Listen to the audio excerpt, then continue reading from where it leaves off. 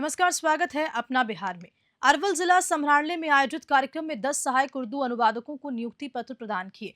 जिला अधिकारी ने कहा कि इससे उर्दू भाषा के विकास और प्रचार प्रसार को बढ़ावा मिलेगा। अरवल जिला समराले में आयोजित एक संक्षिप्त कार्यक्रम में जिला पदाधिकारी अरवल कुमार गौरव द्वारा 10 नवनियुक्त सहायक उर्दू अनुवादकों को नियुक्ति पत्र सौंपे गए। इस अवसर पर जिलाधिकारी ने कहा कि इन नियुक्तियों से राज्य की द्वितीय राजभाषा उर्दू के विकास को गति मिल सकेगी और सरकारी कार्यालयों में उर्दू भाषा में आवेदन स्वीकार किए जाएंगे। उन्होंने कहा कि अनुवादक विभागीय उर्दू कार्यक्रमों को सफल बनाने में महत्वपूर्ण भूमिका निभाएंगे। इस मौके पर नवनियुक्त अनुवादकों के चेहरे पर खुशी साफ दिखाई दे रही थी। सभी ने एक स्वर में सीएम नीतीश कुमार के इस निर्णय की सराहना की और इसे उर्दू भाषा के प्रति उनकी प्रतिबद्धता का प्रतीक बताया। इस अवसर पर पटना में आयोजित नियुक्ति वितरण कार्यक्रम का सीधा प्रसारण भी किया गया। कार्यक्रम में जिला जनसंपर्क पदाधिकारी, प्रभारी पदाधिकारी, उर्दू कोषांग समेत अन्य अधिकारी उपस्थित रहे। अरवल से रंजन कुमार की रिपोर्ट। कुर्था डाक बंगला परिसर में भव्य इफ्तार पार्टी का आयोजन किया गया, जिसमें हजारों लोगों ने हिस्सा लिया। जदयू नेता यश शर्मा ने मुस्लिम धर्मावलंबियों को अंग वस्त्र देकर सम्मानित किया और साथ साथ भाईचारे का संदेश दिया। कुर्था प्रखंड के डाक बंगला परिसर में आयोजित दावत इफ्तार कार्यक्रम में हजारों की संख्या में लोग शामिल हुए। इस अवसर पर मगध विश्वविद्यालय अध्यक्ष एवं जदयू नेता यश वर्मा उर्फ उत्तम कुशवाहा ने इफ्तार में आए मुस्लिम धर्मावलंबियों को अंग वस्त्र देकर सम्मानित किया और भाईचारे का संदेश दिया। पत्रकारों से बातचीत में उन्होंने कहा कि रमजान पवित्र महीना है जो त्याग और सेवा की भावना को मजबूत करता है। उन्होंने कहा कि इफ्तार पार्टी केवल भोजन नहीं बल्कि प्रेम, सद्भाव और सामाजिक एकता का प्रतीक है, जिसमें हर धर्म और समुदाय के लोग मिलकर शामिल होते हैं। उन्होंने मुख्यमंत्री नीतीश कुमार की 19 सालों की सरकार की सराहना करते हुए कहा कि इस अवधि में बिहार में कोई सांप्रदायिक दंगा नहीं हुआ, जो राज्य में हिंदू मुस्लिम सौहार्द का प्रमाण है। अरवल से रंजन कुमार की रिपोर्ट। हमारा भारत विभिन्न धर्मों का देश है। आज हम सभी रमज़ान के मौके पर हम लोगों ने आज कुर्था में दावती इफ्तार दिया, जिसमें जैसे हम लोग हिंदू के लिए हम लोग अपने पर्व में, ये हिंदू पर्व में हम लोग जैसे रमज़ान हो गया, जिस तरह से हम लोग ये रामनवमी हो गया, छठ हो गया, इस तरह का जो पर्व मनाते हैं, सिख ठीक उसी प्रकार आज हमारे मुस्लिम भाइयों का पर्व दावते जो ईद चल रहा है उसके लिए यहाँ के कुर्था में डाक बंगला में हम लोगों ने दावती इफ्तार दिया, जहाँ हमारे कुर्था के सारे अभिभावक गण मौजूद रहे और सभी ने इस कुर्था की पावन धरती पर सभी एक साथ मिलकर सभी ने रोज़ा खोला। ये निश्चित तौर पर ये प्रेम का संदेश है, हमारे लोग एकजुट रहें, एक साथ रहें, ये अखंड लोगों का देश है। बिहार बोर्ड मैट्रिक परीक्षा के नतीजे घोषित हो चुके हैं और जमुई के सचिन कुमार राम ने पूरे राज्य में दूसरा स्थान प्राप्त कर जिले का मान बढ़ाया। सचिन की इस उपलब्धि से परिवार और गांव में खुशी का माहौल है। जमुई जिले के चकाई प्रखंड के उक्रमित माध्यमिक विद्यालय सिमरिया के छात्र सचिन कुमार राम ने बिहार बोर्ड मैट्रिक परीक्षा 2025 में 488 अंक प्राप्त कर पूरे बिहार में दूसरा स्थान प्राप्त किया। साधारण परिवार से ताल्लुक रखने वाले सचिन के पिता भूदेव राम मजदूरी करते हैं और रांची के एक रेस्टोरेंट में काम किया करते हैं। अपनी सफलता का श्रेय माता पिता और शिक्षकों को देते हुए सचिन ने बताया कि मेहनत और लगन से हर लक्ष्य को हासिल किया जा सकता है। विद्यालय के प्रधानाध्यापक ने सचिन को सम्मानित करते हुए मिठाई खिलाई। वहीं गांव सिमरिया में जश्न का माहौल है। सचिन की सफलता ने यह साबित कर दिखाया कि कड़ी मेहनत और दृढ़ संकल्प से किसी भी मुश्किल को पार किया जा सकता है। जमुई से धीरज कुमार सिंह की रिपोर्ट। आगे क्या लक्ष्य है आपका, क्या बनना चाहते हैं? आगे हम डॉक्टर बनना चाहते हैं। आपके इस सफलता में माता पिता और गुरुजनों का कितना हाथ है? बहुत ही अहम योगदान है। क्या योगदान, क्या अहम योगदान? हमको पढ़ने के लिए मतलब बेस्ट टाइम दिए और साथ ही साथ हमको आगे बढ़ने के लिए प्रोत्साहित करते हुए इस प्रकार हम रैंक बिहार में दूसरा रैंक स्थान प्राप्त किए। कोई शिक्षक का नाम लेना चाहेंगे जो आपके प्रेरणा स्रोत? ये थे। मुझे बताइए कौन कौन शिक्षक है जिसका अहम योगदान आपके सफलता में?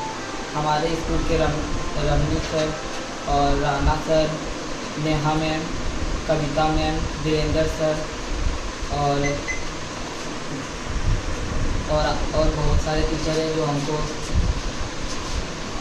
ये स्थान लाने में बहुत ही महत्वपूर्ण योगदान दिया है। सचिन कुमार मेरे विद्यालय का मैट्रिक में सेकेंड टॉपर किया है।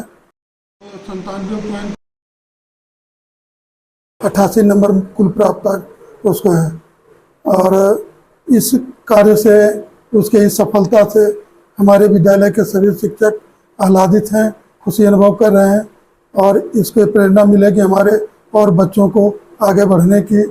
और नीचे वर्ग में भी वो अच्छा करता था, 9th में भी बहुत अच्छा किया था और मासिक परीक्षा में भी एक बेहतर रिजल्ट उसकी थी। वो भी देखने के लायक है, अभी यहाँ भी देखा जा सकता है।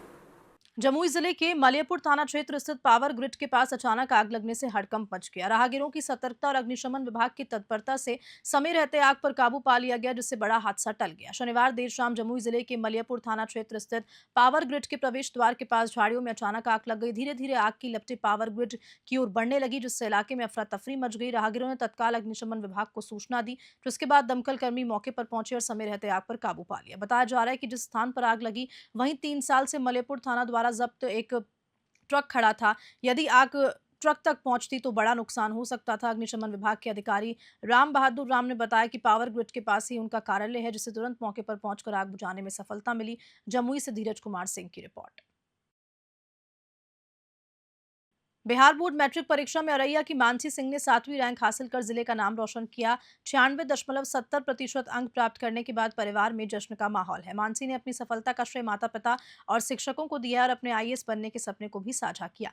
औरैया जिले के भरगामा प्रखंड के पैकमार राजपूत टोला की रहने वाली आपको बता दें कि मैट्रिक परीक्षा 2025 में 483 अंक हासिल कर राज्य में 7वीं रैंक प्राप्त की है। मानसी ने उनके इस शानदार प्रदर्शन से परिवार और गांव में खुशी का माहौल है। मानसी के माता पिता ने भावुक होते हुए कहा कि उन्हें अपनी बेटी पर गर्व है। उन्होंने हमेशा मानसी को आगे बढ़ने के लिए प्रेरित किया और आज उसकी मेहनत रंग लाई है। मानसी ने मीडिया से बातचीत में बताया कि वे आगे चलकर IAS ऑफिसर बनना चाहती हैं और इसके लिए कड़ी मेहनत करेंगी। औरैया से मुबारक हुसैन की रिपोर्ट। भोजपुर जिले के बबूरा थाना क्षेत्र से शिक्षा जगत को शर्मसार करने वाली खबर सामने आई। प्राथमिक विद्यालय के प्रधानाध्यापक अयूब आलम पर छात्राओं से अश्लील हरकत करने का आरोप लगा। ग्रामीणों ने आरोपी को पकड़कर जमकर धुनाई की और पुलिस के हवाले कर दिया। भोजपुर जिले के बबूरा थाना क्षेत्र के सुंदरपुर गांव स्थित न्यू प्राथमिक विद्यालय में प्रधानाध्यापक अयूब आलम की शर्मनाक करतूत सामने आई। आरोपी शिक्षक पर छात्राओं ने अश्लील हरकत और छेड़खानी करने का आरोप है। शनिवार को जब उसके एक बार फिर मासूम बच्चियों के साथ गंदी हरकत की तो छात्राओं ने इसकी शिकायत स्कूल की शिक्षिका किरण बाला से की। इसके बाद ग्रामीणों को जैसे इसकी जानकारी मिली वे स्कूल पहुंचे और आरोपी प्रधानाध्यापक को पकड़कर जमकर धुनाई की। ग्रामीणों के अनुसार आरोपी के मोबाइल में कई अश्लील वीडियोस भी मिले, जिन्हें बाद में डिलीट करवाया गया। बताया जा रहा है कि पहले भी आरोपी शिक्षक के खिलाफ BO कार्यालय और कोइलेवर थाना में शिकायत की गई थी, लेकिन कोई कार्रवाई नहीं हुई। भोजपुर से आलोक की रिपोर्ट। की लड़की विद्यालय में पढ़ती है। अच्छा, क्या आपको खबर मिला? हमरा परसों ही पता जी। हां, तो हमरा से कहलक कि हम स्कूल ओ दिन से नहीं विदा कर। अच्छा ना तो ये बेरा विदा करनी है तो ओकरा पापा के जौरे लगा के विदा करनी। तबे ई एथी फैला हाल गुलाम भइला त जाके कहता। बच्ची क्या बोली आपको जाके? जाके कि हमरा एथी चूतर पर मार देते हैं तो छाती थले। अच्छा हां, हेडमास्टर के द्वारा? हां। जैसे कि विद्यालय में कुछ ग्रामीण पहुंचे हुए हैं, हेडमास्टर के ऊपर कुछ आरोप लगाया जा रहा है, क्या आप कहना चाहेंगे? आप विद्यालय में शिक्षक हैं। बच्चियाँ लोग तो कहती नहीं थी, बहुत दिन से हो रहा है। हाँ। लेकिन बहुत हिम्मत जुटा के एक बच्ची ने बोला कि मैं आपसे एक बात बोलूं कि सर के बारे में बोलेंगे तो हमको मारिएगा नहीं ना? जी। हम बोले कि नहीं, मैं तुम्हारी माँ की जैसी हूँ। बोलो मैं तुम्हारी माँ की जैसी हूँ और हर बात को समझूंगी। बच्ची ने बताया कि सर ने मेरे साथ गलत किया है। अच्छा, किसने कहा कि मेरा छाती में से है, कोई कह रहा था कि मेरा मैंने अश्लील हरकत की है। अश्लील हरकत की है। अच्छा, तो ये कौन बच्ची आपको बताई?